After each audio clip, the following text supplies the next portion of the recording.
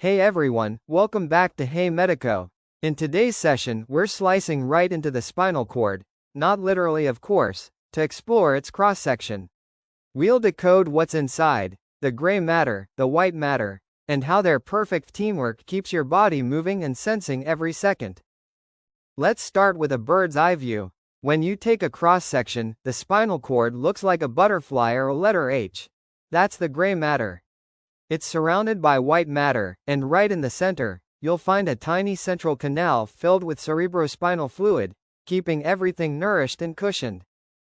Now, the gray matter is where all the decision-making happens. It's packed with neuron cell bodies. We divide it into three horns. The anterior horn handles motor control, A for action. The posterior horn receives sensory input, P for perception. And the lateral horn, seen in T1 to L2 levels, deals with autonomic or sympathetic functions. So remember, action, perception, autonomic, the spinal cord's triple command center. Let's zoom in. The posterior horn works like a sensory inbox, collecting and processing incoming signals. The anterior horn is your motor output hub, packed with alpha and gamma motor neurons that send commands straight to your muscles. The lateral horn houses preganglionic sympathetic neurons, basically, your body's fight or flight wiring. Both sides are joined by the gray commissure, a bridge connecting left and right, with the central canal running right through it.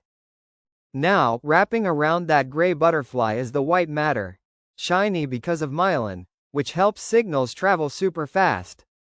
High voltage. It's divided into three regions, or funiculi: anterior, lateral, and posterior. These areas contain bundles of fibers. The ascending tracts carry messages to the brain, and the descending tracts carry orders back down. Basically, a two-way communication highway. Let's take the upward road first, the ascending tracts. The posterior column, made of the gracile and cuneate fasciculi, carries fine touch and position sense. The spinothalamic tract transmits pain and temperature, and the spinocerebellar tracts handle coordination and balance. Here's a quick mnemonic. Go to sleep, G for gracile, T for thalamic, S for spinocerebellar.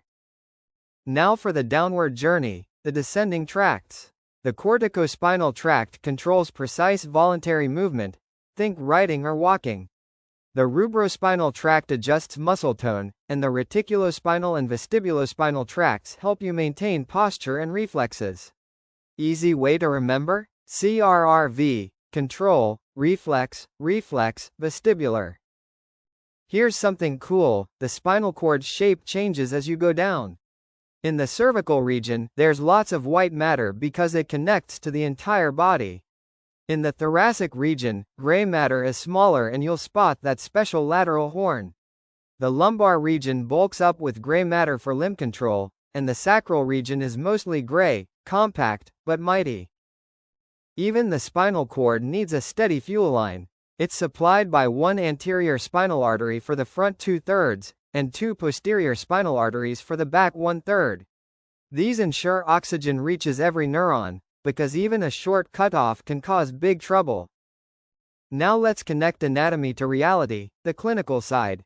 If the anterior spinal artery is blocked, you lose movement and pain, temperature sense below the lesion.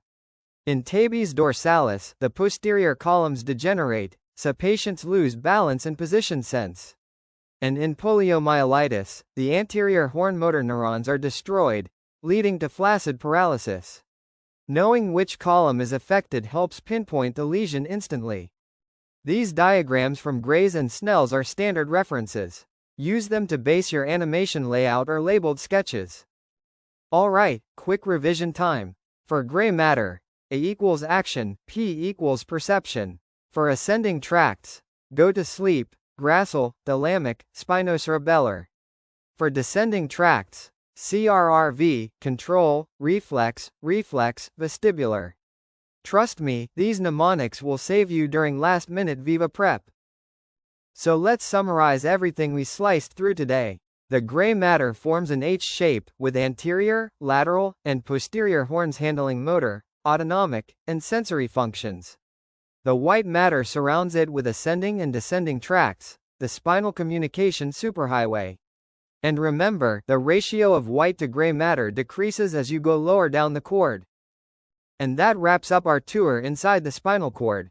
Brain sparkles. If this made neuroanatomy a little less intimidating, hit like, share it with your batchmates, and subscribe to Hey Medico for more crisp, concept-based mbbs content. Until next time, study smart, stay curious, and keep your neurons firing.